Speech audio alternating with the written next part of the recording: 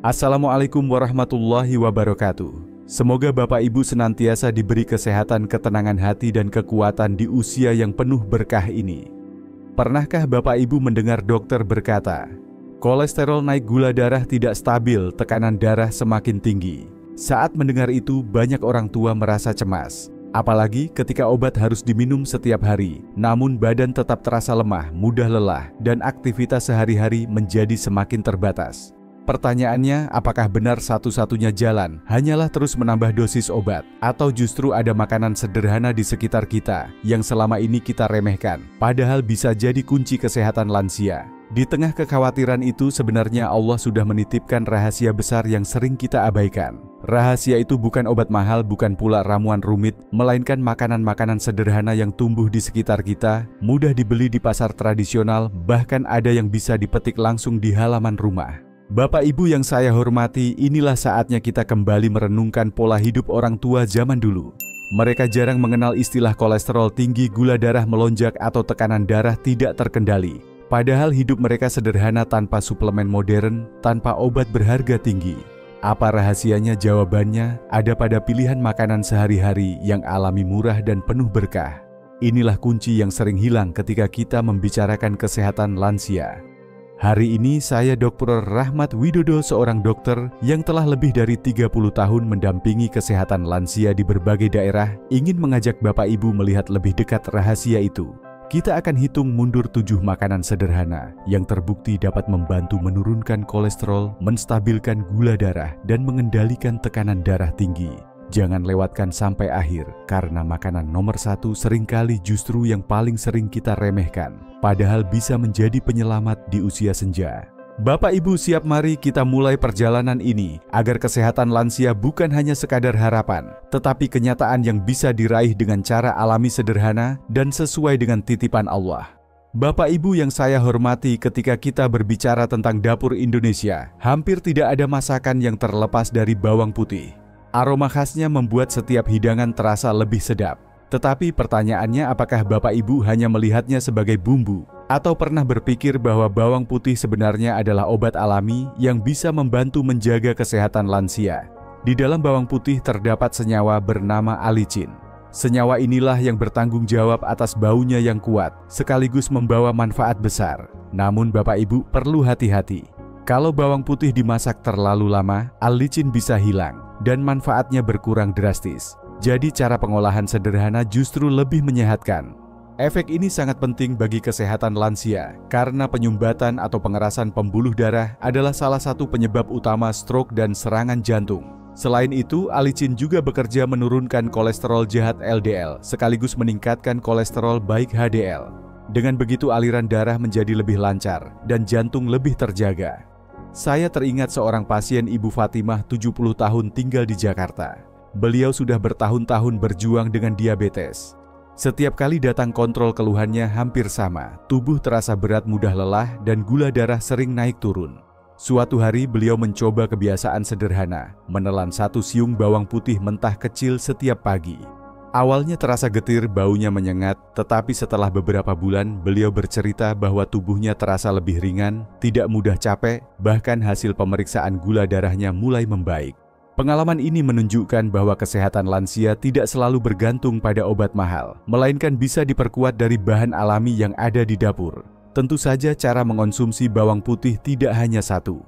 Ada orang yang memilih menelannya mentah, ada yang mencincangnya, lalu dimasukkan ke dalam sayur bening, ada pula yang merebusnya menjadi air hangat untuk diminum.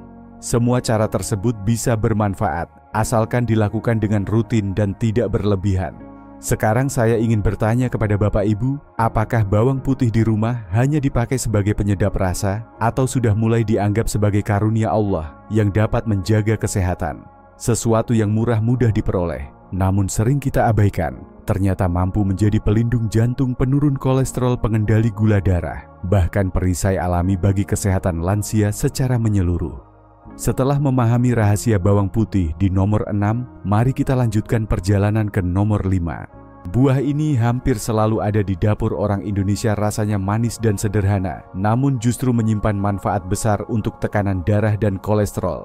Apa buah itu? Kita akan bahas sebentar lagi. Bapak Ibu yang saya hormati, mari kita lanjutkan ke peringkat nomor 5. Buah ini pasti sudah sangat akrab dengan kehidupan sehari-hari. Hampir di setiap rumah pasar tradisional, bahkan di pekarangan desa, buah ini selalu ada. Ya, inilah pisang. Buah yang sederhana, murah, tetapi memiliki manfaat besar untuk kesehatan lansia. Pisang dikenal kaya kalium. Mineral ini bekerja menetralkan kelebihan natrium dari garam yang sering kita konsumsi. Terlalu banyak natrium membuat tekanan darah naik, sedangkan kalium dalam pisang membantu menurunkannya kembali secara alami. Bagi kesehatan lansia, kalium adalah sahabat penting untuk menjaga kestabilan tekanan darah dan mengurangi risiko hipertensi. Tidak heran kalau pisang disebut sebagai buah sahabat penderita darah tinggi. Selain itu, pisang juga mengandung serat yang cukup tinggi. Serat inilah yang membantu menyerap kolesterol jahat dari makanan, lalu membuangnya keluar bersama sisa metabolisme. Dengan rutin mengonsumsi pisang, kadar LDL bisa menurun sementara HDL tetap terjaga. Aliran darah pun menjadi lebih lancar, sehingga jantung lebih terlindungi. Namun ada hal penting yang perlu diperhatikan khususnya bagi penderita diabetes. Pisang memang manis, tetapi cara memilihnya sangat menentukan. Pisang yang masih agak mentah memiliki kadar gula lebih rendah dibanding pisang yang terlalu matang. Jadi bagi kesehatan lansia yang ingin menjaga gula darah tetap stabil, lebih baik memilih pisang yang belum terlalu matang. Pisang yang terlalu matang bisa membuat gula darah melonjak lebih cepat, sesuatu yang sering tidak disadari. Kandungan seratnya juga membantu gula dilepas secara perlahan ke dalam darah, sehingga tidak menimbulkan lonjakan mendadak. Saya teringat pengalaman Pak Joko, 65 tahun dari Yogyakarta. Beliau terbiasa makan pisang rebus sebagai camilan sore. Awalnya hanya karena praktis dan murah. Namun setelah beberapa bulan, beliau merasakan perbedaan tubuh, tidak lagi sering pusing, tekanan darah lebih stabil, dan nafsu makan pun lebih teratur. Saat diperiksa, hasilnya memang menunjukkan perbaikan yang nyata.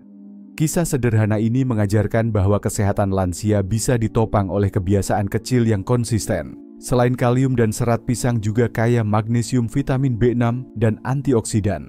Kombinasi nutrisi ini membantu menjaga fungsi saraf, meningkatkan energi, serta membuat tubuh lebih bugar di usia lanjut. Tidak heran kalau banyak atlet memilih pisang sebagai sumber energi alami sebelum bertanding. Bagi orang lanjut usia, manfaat ini berarti stamina lebih baik untuk beraktivitas sehari-hari tanpa cepat lelah.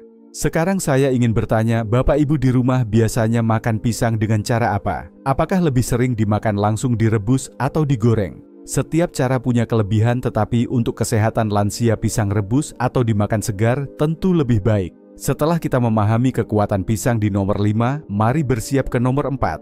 Buah ini sering dianggap sekadar pencuci mulut, padahal manfaatnya luar biasa untuk pencernaan gula darah dan jantung. Apa buah itu? Kita akan bahas sebentar lagi. Bapak Ibu, sebelum kita menyebutkan namanya, coba saya ajak membayangkan sebuah pemandangan. Pagi hari di desa, seorang kakek berusia 70 tahun berjalan keluar rumah lalu memetik buah oranye cerah dari pohon di halaman. Potongan buah itu ia santap sebelum sarapan nasi. Kebiasaan kecil ini membuat perutnya terasa ringan, pencernaan lancar, dan ia jarang mengeluh sembelit ataupun tekanan darah yang melonjak. Buah yang saya maksud tentu saja adalah pepaya, buah sederhana yang sering dianggap hanya pencuci mulut, padahal menyimpan manfaat besar bagi kesehatan lansia. Pepaya kaya serat larut yang berfungsi menyerap kolesterol jahat dari makanan. Dengan cara ini, kadar LDL dalam darah berkurang dan aliran darah menjadi lebih lancar. Tidak hanya itu, serat pepaya juga memberikan rasa kenyang lebih lama, sehingga membantu mengurangi kebiasaan makan berlebihan yang sering menjadi masalah pada usia lanjut. Banyak orang mengira pepaya terlalu manis untuk penderita diabetes, padahal pepaya justru aman karena indeks glikemiknya rendah. Vitamin C, vitamin A, dan beta-karoten di dalamnya bekerja melawan radikal bebas yang dapat merusak sel-sel tubuh. Pada lansia, perlindungan ini sangat penting karena radikal bebas bisa mempercepat kerusakan pembuluh darah dan berujung pada hipertensi maupun penyakit jantung. Jadi setiap potong pepaya bukan hanya menyegarkan, tetapi juga melindungi kesehatan lansia dari dalam. Ada hal menarik dari pengalaman Ibu Sri, 68 tahun, tinggal di Bandung. Beliau pernah mengeluhkan susah buang air besar, perut sering terasa penuh, dan gula darahnya naik turun. Setelah disarankan untuk rutin makan sepotong pepaya setiap pagi, perubahan terjadi perlahan. Pencernaan lebih lancar, gula darah lebih stabil, dan tubuh terasa ringan untuk beraktivitas. Hanya dengan langkah sederhana, kualitas hidup beliau sudah membaik. Bagi penderita diabetes, pepaya juga relatif aman. Meski rasanya manis, kadar gulanya tidak setinggi yang kita kira.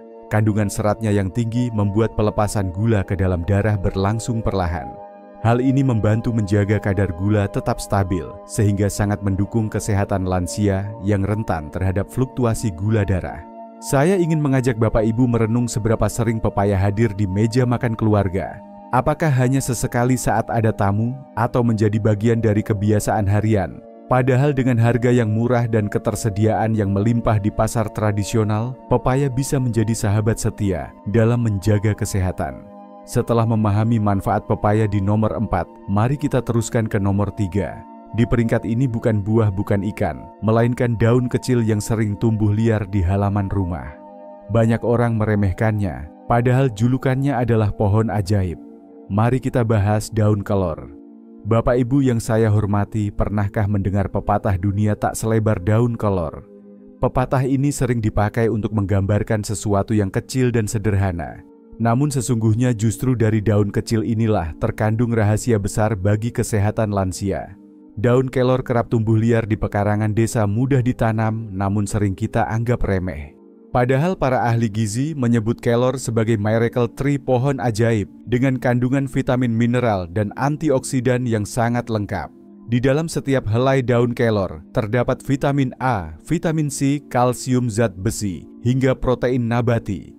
Semua zat ini bekerja bersama untuk memperkuat daya tahan tubuh, membersihkan pembuluh darah, serta menjaga kestabilan metabolisme. Bagi kesehatan lansia yang paling penting adalah daun kelor, membantu menurunkan kolesterol jahat yang menumpuk di dinding pembuluh darah. Antioksidan seperti flavonoid dan polifenol di dalamnya mampu membersihkan lemak yang bisa memicu penyumbatan. Bila dikonsumsi secara rutin, risiko serangan jantung dan stroke dapat ditekan. Namun jika hanya dianggap hiasan di pekarangan, manfaat besarnya hilang begitu saja. Tidak hanya kolesterol, daun kelor juga bermanfaat untuk penderita diabetes. Penelitian di beberapa daerah Indonesia menunjukkan bahwa ekstrak kelor dapat membantu meningkatkan kerja insulin, sehingga gula darah lebih mudah dikendalikan. Inilah alasan mengapa banyak lansia yang rutin minum teh daun kelor merasa tubuh lebih ringan dan tidak mudah lelah. Saya pernah bertemu Pak Ahmad, 72 tahun, seorang pensiunan guru di Madura. Beliau memiliki riwayat hipertensi ringan. Setiap pagi istrinya membuat sayur bening daun kelor yang sederhana. Setelah 6 bulan tekanan darahnya menjadi lebih stabil dan ia bisa kembali aktif mengajar mengaji di masjid.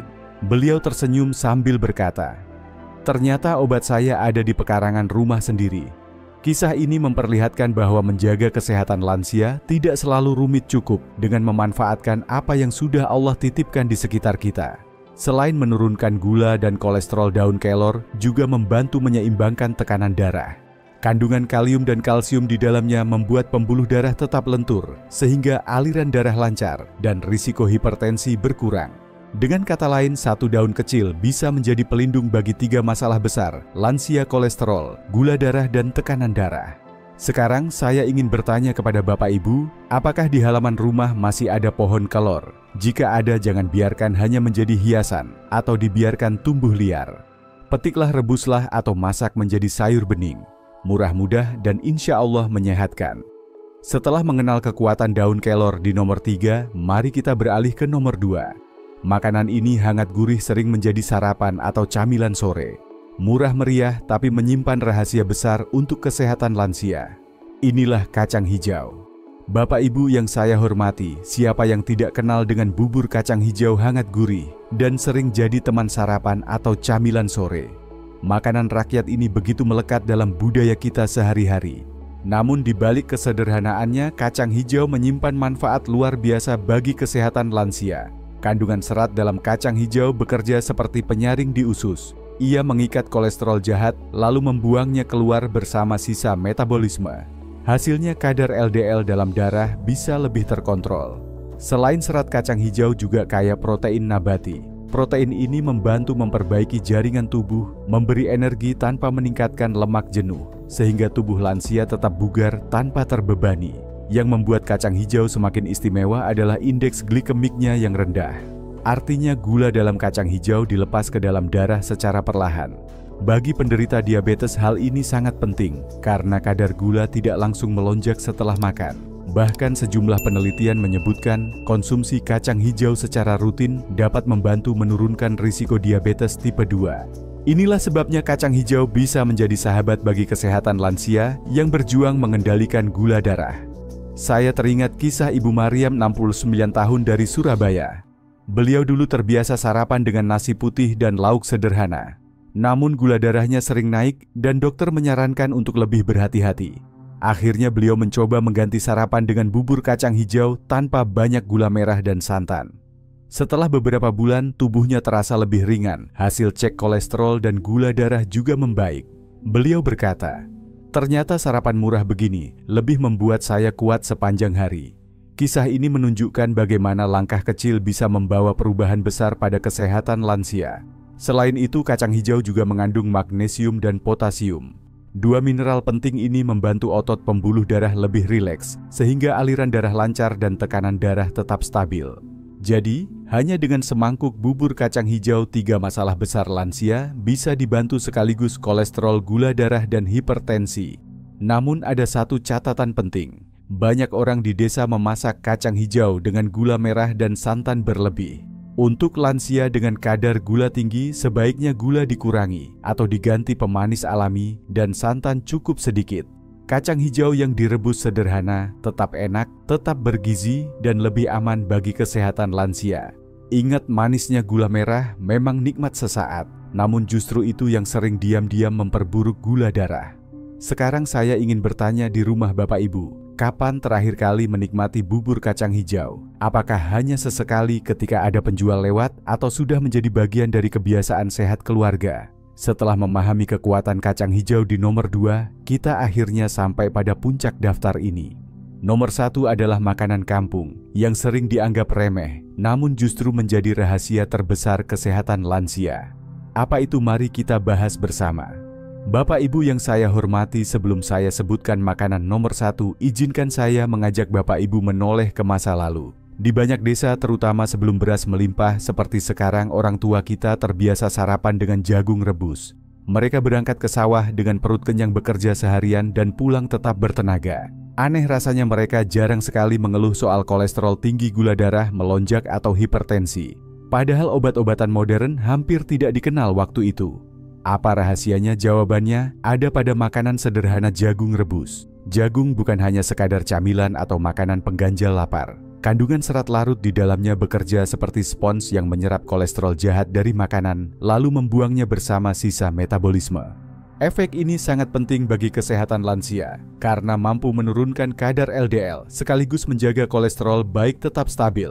Dengan begitu pembuluh darah lebih bersih dan risiko serangan jantung menurun. Selain itu, jagung rebus memiliki indeks glikemik lebih rendah dibanding nasi putih. Artinya, gula dilepas ke dalam darah bertahap, tidak langsung melonjak. Karena itu, jagung rebus aman untuk penderita diabetes dan membantu energi tetap stabil sepanjang hari. Bagi lansia, kestabilan gula darah membuat tubuh lebih ringan, tidak mudah lemas, dan pikiran lebih tenang. Jagung juga kaya kalium mineral yang menyeimbangkan natrium dari garam yang berlebihan. Sementara nasi putih cepat menaikkan gula darah, jagung rebus justru melepaskan energi perlahan.